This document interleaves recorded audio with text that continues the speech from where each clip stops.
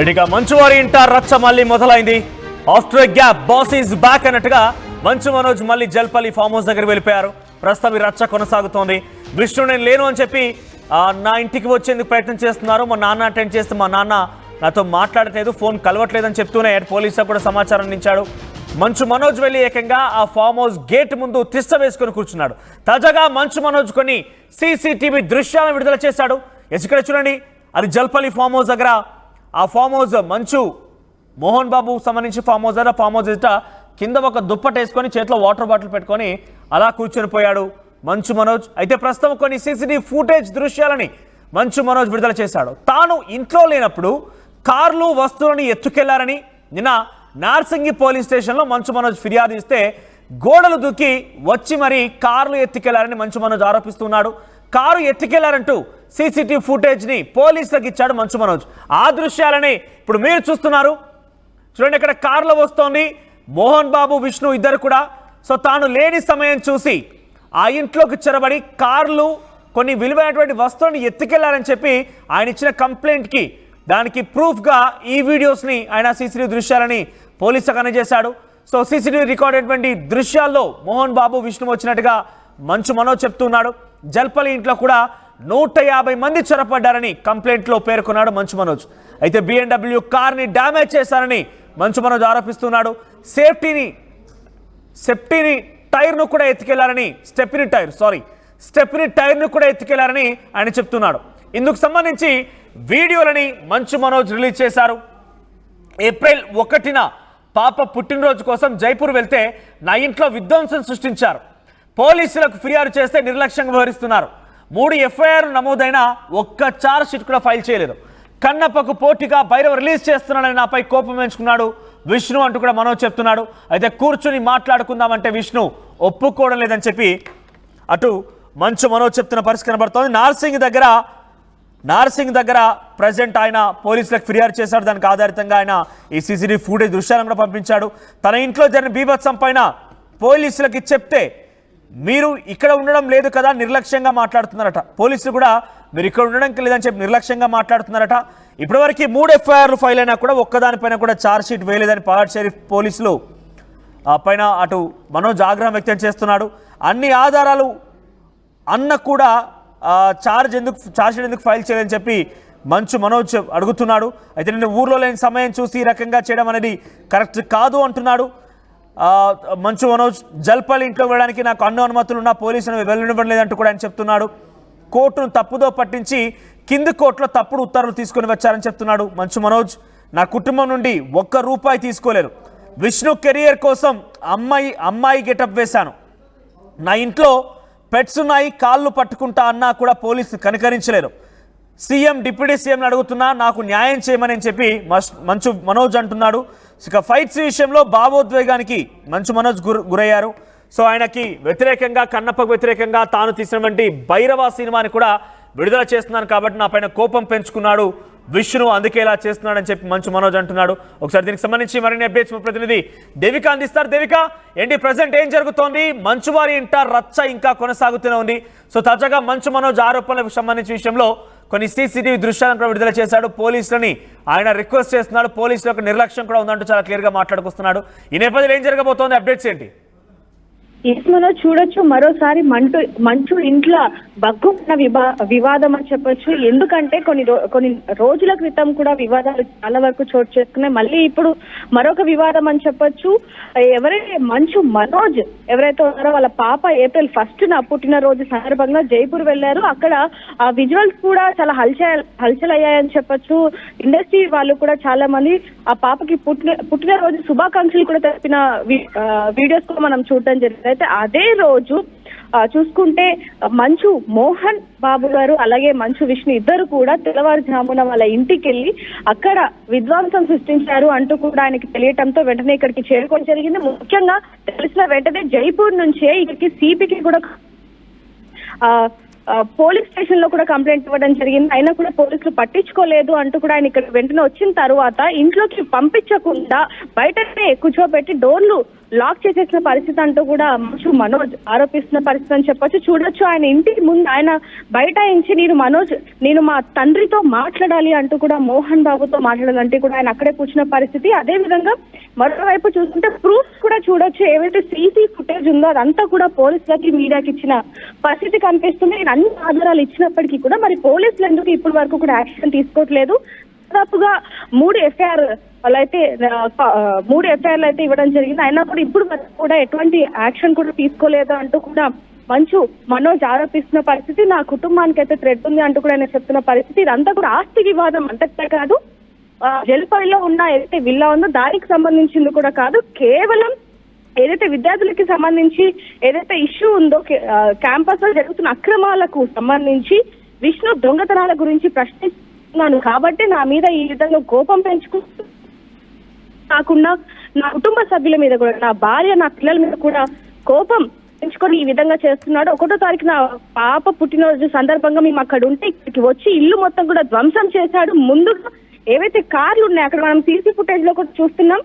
ఇంకొకటి మీడియా కానీ పోలీసులకు కానివ్వండి మనోజ్, మొత్తం కూడా టైం టు టైం అసలు ఏ టైంకి వచ్చారు, ఏ టైంకి వెళ్ళారు, తన కార్లని BMW కార్లని ఏ టైంకి తీసుకెళ్లారు, ఏ టైంకి ధ్వంసం చేశారు, ఇవన్నీ కూడా ఆధారాలను కూడా ఇవ్వటం జరిగింది. అసలు ఏం జరుగుతుంది అనేది కూడా అర్థం పరిస్థితి. పోలీసులు ఎందుకు పట్టించుకోలేదు, నేను ఇంకా పై అధికారులను కలుస్తాను అంటున్నాడని చెప్పి మనోజ్ అయితే తెలుస్తుందని చెప్పొచ్చు. ఏదైనప్పటికీ గోడలు దూకి కార్లను కూడా ఎత్తుకెళ్లారు అంటూ కూడా ఆరోపిస్తున్నాడు. దాదాపుగా జల్పల్లి ఇంట్లో 150 మంది ఎవరైతే పోలీసులు కూడా ఇప్పుడు పెట్టడం జరిగిందని చెప్పొచ్చు. ఏదైనప్పటికీ అసలు ఈ వివాదం ఎంత వరకు కొనసాగుతుంది అనేది కూడా తెలియని పరిస్థితి అని చెప్పొచ్చు. మరి కాసేపట్లో మనసుతో మాట్లాడి మరిన్ని వివరాలు కూడా తెలుసుకునే ప్రయత్నం చేద్దాం మనోజ్. సో ప్రజెంట్ పోలీసులు ఏం చెప్తున్నారు అంటే మంచు మనోజ్ చాలా క్లియర్ గా అన్ని రకాల ఆధారాలు సమర్పించా, నేను పోలీసులే కాదకంగా సీఎం డిప్యూటీ సీఎం కూడా నన్ను ఆదుకోవాలి దయచేసి అని పోలికంగా సీఎం ప్రస్తావన తీసుకొస్తున్నారు మంచు మనోజ్. అంటే పోలీసులు ఎందుకు మంచు మోహన్ బాబుకి మంచు విష్ణుకి సపోర్ట్ చేస్తున్నారనే విషయం పెద్ద ఎత్తున చర్చనీయాంశంగా మారింది. అసలు మంచు మనోజ్ ఆరోపణలు నిజమేంత?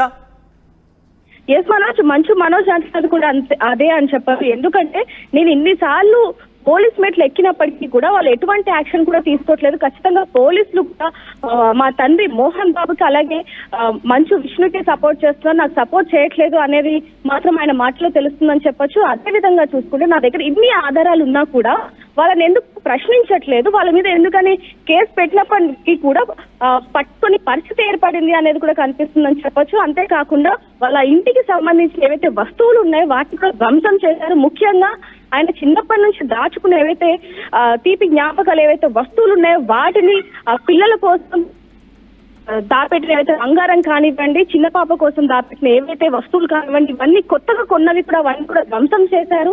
చిన్నపిల్ల పుట్టినరోజు అని కూడా చూడకుండా ఈ విధంగా చేయడం అనేది అసలు సమన్వయం కాదు అంటూ కూడా వాదిస్తున్న పరిస్థితి అని చెప్పొచ్చు. ఏదైనప్పటికీ మరిన్ని వివరాలు కూడా ఫ్రెండ్కి తెలుసుకునే ప్రయత్నం అయితే చేద్దాం మనోజ్. అయితే మంచు మనోజ్ పెద్ద ఎత్తున పోలీసుల పైన ఆగ్రహం వెలగక్కుతున్నారు. అన్ని రకాల ఆధారాలు ఉన్నాయి, ఛార్జ్ షీట్లు ఫైల్ చేయడం లేదు, 3 ఎఫ్ఐఆర్లకు ఫైల్ అయ్యాయి. ఇలా పోలీసులు వన్ సైడెడ్గా మోహన్ బాబు మంచు విష్ణు వైపుగా ఉన్నారు, నన్ను ఎవరు పట్టించుకోవడం లేదంటూ ఏకంగా సీఎం ప్రస్తావన తీసుకొచ్చి సీఎం డిప్యూటీ సీఎం నన్ను కాపాడాలి అంటూ కూడా ఆయన రిక్వెస్ట్ చేస్తున్నారు. మరోవైపుగా కన్నప్పకి వ్యతిరేకంగా నేను భైరవాన్ని నిర్మించిన సినిమా, నేను నటించిన సినిమా కూడా రిలీజ్ చేయబోతున్నాను కాబట్టి నా పైన విష్ణు కోపం పెంచుకున్నాడు. నేను నా కూతురు పుట్టినరోజు వేడుకల నేపథ్యంలో ఇక్కడ లేని సమయం చూసి నా ఇంట్లో కూర్చొనబడి కొన్ని విలువైన వస్తువులు ఎత్తుకపోవడమే కాకుండా కొన్ని వస్తువులను ధ్వంసం చేశారు, కార్లను కూడా డ్యామేజ్ చేశారంటే మంచు మనోజ్ ఆరోపిస్తున్నారు. ఒకసారి మంచు మనోజ్ నార్సింగి పోలీస్ స్టేషన్లో ఫిర్యాదు చేశారు, CCTV ఫుటేజ్ దృశ్యాలని విడుదల చేశారు. ప్రస్తుతం ఆయన పెద్ద ఎత్తున ఆగ్రహం వెలుగక్కుతున్నారు. ఇంతకీ మంచు మనోజ్ ఏం మాట్లాడారో చూద్దాం. ఆ రోజు 1వ తారీఖున ఏప్రిల్లో నా పాప పుట్టినరోజు మీకు తెలిసిందే. పాప పుట్టినరోజుకి నేను జైపూర్కి వెళ్ళాను. ఈ గొడవల మధ్యలో అందరి మధ్యలో వద్దు, ప్రశాంతంగా నా బాబు పాపతో వైఫ్తో వెళ్ళి గడిపొద్దాం అక్కడ 4 రోజులు అనుకొని వెళ్ళాము.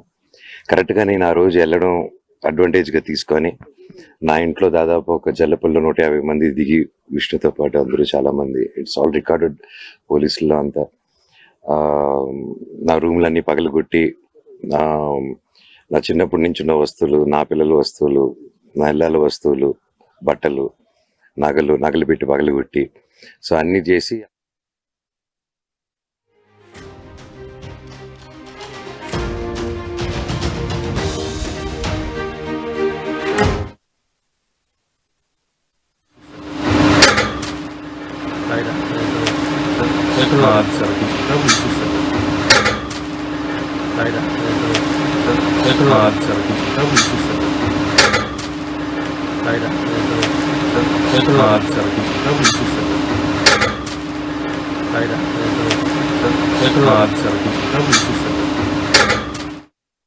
రూము అన్ని నా చిన్నప్పటి నుంచి వస్తువులు, నా పిల్లల వస్తువులు, నా భార్య వస్తువులు. అంటే ఒక మగాడు నేను ఊర్లో ఉన్నప్పుడు లేని ధైర్యం నేను ఊరు దాటిన వెంటనే జైపూర్ పాపను ఎత్తుకొని వీడు పాప బర్త్డే బిజీలో ఉంటాడు, ఈ టైంలో కొట్టొచ్చని కేవలం విష్ణు ప్లాన్ వేసుకొని తెల్లారుజామున April 1 5:40కి ఇదే రోడ్లో ఉన్న కెమెరా సీసీటీవీ, మా ఇంట్లో ఉన్న సీసీటీవీలు వాళ్ళు ఫేమస్ కదా, పోయినసారి గొడవ అయినప్పుడు వాళ్ళు నా మీద కంప్లైంట్ వేసి వాళ్ళే సీసీటీవీ దాచిపెట్టారు. ఇప్పుడు కూడా మీరు వెళ్ళి అడగండి, సీసీటీవీ వాళ్ళు ఎంటర్ అయింది ఎవరు, వాళ్ళు ఇస్తే సగం గుండు కొట్టుకుని తిరుగుతాను నేను ఊరు వీధంతా. వాళ్ళ సమస్య లేదు ఎవరు మీకు, ఎందుకంటే వాళ్ళు చేసింది దొంగ పని. నంబర్ 1, కమిషనర్ గారి బైండ్ ఓవర్ని క్రాస్ చేశారు, మల్టిపుల్ టైమ్స్ క్రాస్ చేశారు. జనరేటర్లో షుగర్ పోయడం దగ్గర నుంచి, మా వాళ్ళని కొట్టడం దగ్గర నుంచి, వాటర్ పంపుల ఇంటికి కట్ చేయడం, పగలు కొట్టడం నుంచి, కరెంటు కట్ చేయండి ఆ ఇంటికి అని చెప్పడం నుంచి ప్రతి ఒక్కటి మనోజ్ గారి దగ్గర ప్రూఫ్స్ ఉన్నాయి. వాళ్ళ దగ్గర ఒక్క ప్రూఫ్ మనోజ్ మీద తప్పని చెప్పమానండి, నేను సాక్షాత్ అందరి కాళ్ళ మీద పడి నేను సారీ అడుగుతాను. ఒక్క ప్రూఫ్ చూడు, పోనీ నేను ఆస్తి అడిగినట్టు ఒక్క ప్రూఫ్ చూపిమనండి. వాళ్ళు చెప్పేది ప్రతిదీ అబద్ధం. April 1వ తారీఖున దౌర్జన్యంగా 30-40 కార్లు, ఆ వీడియో కూడా ఇచ్చాను మీకు, 30-40 కార్లు ఇదే వీధిలో వచ్చి మా సెక్యూరిటీ గేట్లు దూకి స్టంప్స్లో బూతులు మాట్లాడి నా సెక్యూరిటీని కొట్టి 3 గంటల వరకు బంధించారు లోపల. నేను 100కి చేశా, పోలీస్కి చేశా, సార్ కమిషనర్ గారికి చేశా, డీసీపీ గారితో మాట్లాడారు మా వైఫ్, సార్ ఇలా అయింది, పెట్స్ ఉన్నాయి, అన్ని పగలగొడుతున్నారు మా వస్తువులన్నీ, లోపల నా రూమ్ వస్తువులన్నీ పగలగొట్టేశారు. నా బాబు ఫొటోస్, నా పాప ఫొటోస్, చిన్నప్పటి నుంచి వస్తువులు, నా పాప కోసం ఉన్న చిన్న చిన్న నగలు మేము బర్త్డే కోసం కొనుక్కున్నట్టువి ప్రతిదీ పగలగొట్టి ఎక్కడేసారో కూడా తెలియట్లేదు.